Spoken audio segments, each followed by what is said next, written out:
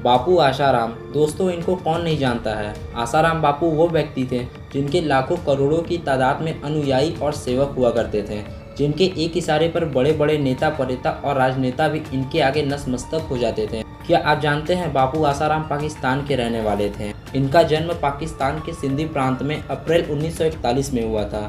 जिस गाँव में इन्होंने जन्म लिया उस गाँव का नाम था बेरानी। इनके जन्म के 6 साल बाद यानी 1947 में भारत और पाकिस्तान का विभाजन हो गया। उस समय इनका परिवार भारत के गुजरात के अहमदाबाद में आ गया और शुरुआत में इनके परिवार वालों ने साइकिल की दुकान चलाने का काम किया, फिर तांगा भी चलाने का काम किया और उसी समय ये सिंधी संत लीला शाह बाबा के अनुयायी बन गए। कौन? आसाराम। और कहते हैं कि सिंधी संत लीला शाह बाबा ने इनका नाम आसाराम रख दिया, जो कि इनका नाम असुमल था। और ये जानकर आपको हैरानी हो जाएगी कि आसाराम मात्र कक्षा 3 तक ही पढ़े हैं, ऐसा आसाराम का कहना है। असुमल से आसाराम बनने के बाद इसने सन्यासी का सफ़ेद चोला पहन लिया और धीरे धीरे गरीबों को अपने साथ जोड़ा और करोड़ों अरबों का साम्राज्य खड़ा कर दिया। लेकिन इनकी जीवनी को पीछे छोड़ते हुए चलिए जानते हैं इनके करतूतों के बारे में कि कैसे ये चमत्कारी बाबा से बने बलात्कारी बाबा। आसाराम बापू की असली कहानी और उनके साम्राज्य का अंत एक 16 साल की नाबालिग लड़की की बयान से शुरू होती है।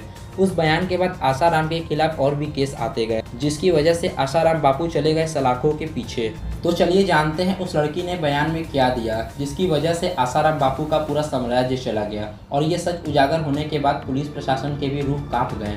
उस लड़की ने बयान देते हुए कहा, बिना नाम बताए, कि मैं इंटर क्लास में पढ़ती हूँ, संत गुरु आसाराम जी के गुरुकुल में, परासिया रोड, मध्य प्रदेश, छिंदवाड़ा में मौजूद है।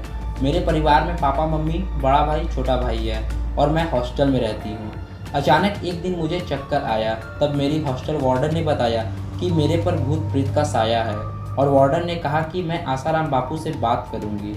और 7 अगस्त 2013 को वार्डन शिल्पी ने मेरे घर पर फ़ोन किया और मेरे पेरेंट्स से बताया कि मेरी तबीयत ख़राब है और मेरे घर वालों से ये भी कहा कि इसे कहीं बड़े शहर में ले जाकर इलाज करवाएं। 8 अगस्त 2013 की रात 10 से 11 बजे के बीच मेरे मम्मी पापा भी गुरुकुल आ पहुँचे और अगली सुबह यानी 9 अगस्त 2013 को वो मेरे पास मेरे हॉस्टल आ पहुँचे। हॉस्टल वार्डन शिल्पी ने बताया मेरे पेरेंट्स से कि मेरे ऊपर भूत प्रेत का साया है और उसने ये भी कहा कि मैंने बापूजी से बता दिया है। फिर बापू ने मुझे मेरे मम्मी पापा के साथ अपने पास बुलाया। वार्डन ने मेरे मम्मी पापा से कहा कि बापू जहाँ भी हैं मुझे फ़ौरन लेकर उनके पास चले जाएं। और उसी दिन यानी 9 अगस्त 2013 को ही मेरे मम्मी पापा मुझे लेकर शाहजहाँपुर पहुँच गए। लेकिन बाबू आसाराम तब वहाँ से जा चुके थे। 12 अगस्त 2013 को वो दिल्ली आ गए और 13 अगस्त 2013 को हम लोग भी वहाँ पहुँच गए। तो पता चला कि बापू जोधपुर में मौजूद हैं और फिर हम लोग जोधपुर भी गए, लेकिन उनके गुरुकुल का गेट बंद था। फिर पापा ने बापू के सबसे खास सेवक शिव को फ़ोन किया और पूरी बात बताई। इसके बाद गेट को खोल दिया गया और हम लोग अंदर चले गए। वहाँ बाबा कुर्सी पर बैठकर सत्संग कर रहे थे। उन्हें देख हम भी वहाँ बैठ गए। फिर आसाराम बापू ने पूछा मुझसे कि तुम कहाँ से आए हो, तो मैंने बताया कि मैं आपके ही गुरुकुल में पढ़ती हूँ। फिर उन्होंने कहा कि वो मेरी भूत प्रेत को निकालेंगे। उन्होंने मुझसे मेरे आध्यात्मिक और मेरे भविष्य को लेकर बात की।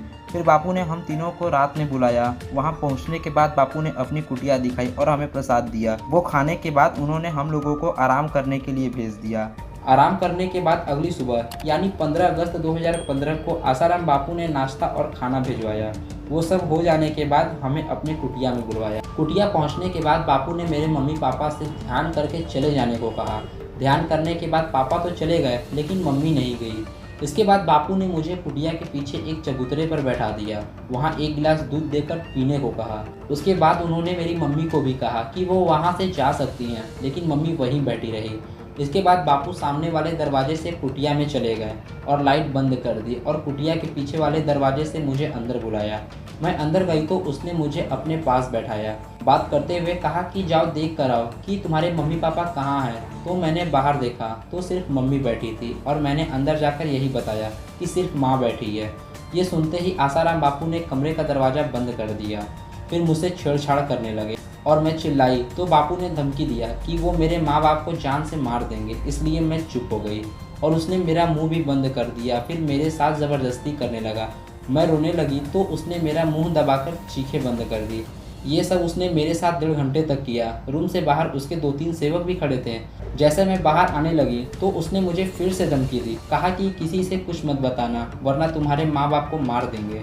फिर मैं माँ के साथ अपने रूम में आ गई। अगली सुबह यानी 16 अगस्त 2013 को बापू दिल्ली के लिए निकल गया और हम अपने घर आ गए। लेकिन जाने से पहले आसाराम ने पापा से कह दिया था कि अपनी बेटी को 7-8 दिन के लिए अहमदाबाद अनुष्ठान के लिए भेज देना। बाद में मैं उसे छिंदवाड़ा गांव गुरुकुल में भेज दूंगा। लेकिन मैं अंदर से डरी हुई थी, बस किसी तरह घर जाना चाहती थी। और मैं घर पहुंचकर सारी बात मैंने अपने माँ बाप से बता दी। इसके बाद थाने में एफआईआर दर्ज करवाई और आसाराम बापू की असलियत सामने आ गई और आज ये चमत्कारी बाबा बलात्कारी बाबा बन के उम्र कैद की सजा काट रहा है। तो दोस्तों, अगर वो लड़की हिम्मत ना दिखाती तो शायद आज भी ये चमत्कारी बाबा बलात्कारी बाबा के रूप में अपनी हवस मिटाता रहता और न जाने कितनी युवाओं की जिंदगियों को बर्बाद करता ये भोसड़ी वाला। फिलहाल के लिए आप भी ऐसे बाबा से सतर्क रहें, सावधान रहें। बाकी ऐसे वीडियो देखने के लिए चैनल को सब्सक्राइब करें। मिलते हैं अगली वीडियो में।